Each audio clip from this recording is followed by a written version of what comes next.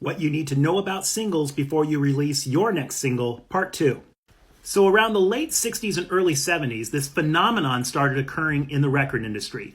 Labels were signing more artists. And these were musicians who could play their own instruments and write their own songs and compose their own music and sometimes even produce their own records. And as such, these artists often turned out to be rock bands, like Led Zeppelin here.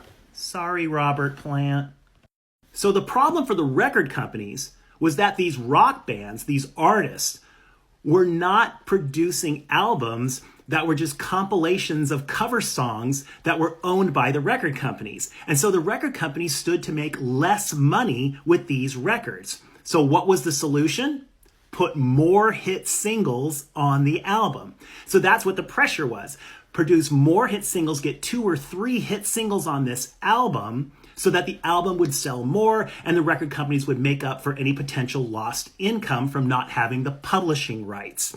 Right? You see here, Led Zeppelin, they wrote every single song on this album. And they were hoping for 2 or 3 even hit songs on side A. Those were your singles. Those were your hits. Side B were your album tracks. The songs that might have been just meh.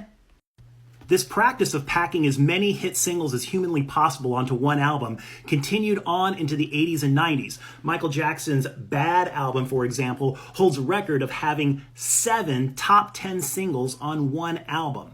But then in the 2000s, something happened that forever changed the way that we look at what a single is.